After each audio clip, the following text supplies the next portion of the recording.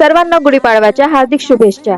आज मी तुम्हाला हा लुक स्टेप बाय स्टेप शिकवणार आहे। सर्वात आधी मी सिरम स्प्रे यूज केला आहे, नंतर मी मॉइश्चरायझर यूज करते, यानंतर मी प्रायमर लावला आहे ज्याने बेस खूप वेळ टिकतो। इथे मी स्ट्रोक क्रीम लावते for extra glow on my face आणि ऑरेंज कलर करेक्टर यूज करत आहे मी।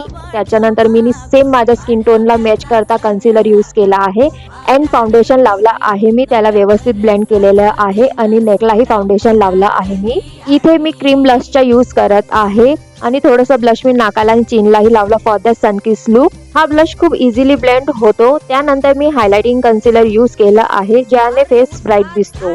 आता मी पावडर अप्लाय करत आहे अंडर आय आणि फेस सेट करण्यासाठी, ज्याने मेकअप क्रीज होणार नाही आणि आयब्रोज ही फिलअप केले आहेत। सॉफ्ट ट्रान्झिशन साठी हा शेड मी क्रीज एरिया मध्ये अप्लाय केला आहे। नंतर मी काजलला लॅश लाईन वर लावत आहे आणि त्याला व्यवस्थित स्मच केला आहे। आता मी हा शिमर शेड आयलिड वर अप्लाय करत आहे आणि ब्रशच्या हेल्पने त्याला व्यवस्थित ब्लेंड केलं आहे। सेम काजल मी लोअर लॅश लाईनला लावत आहे आणि ब्राऊन शेडने त्याला ब्लेंड केला आहे स्मोकी इफेक्ट साठी।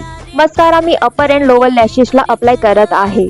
आता मी फेस कॉन्टर करत आहे ज्याने फेस लिफ्टेड दिसेल आणि नोझी कॉन्टर करत आहे। आता सेटिंग स्प्रेने मेकअप सेट करत आहे आणि हायलायटर ही अप्लाय करत आहे चीक्स, फोरहेड, इनर कॉर्नर आणि ब्राउ बोनवर।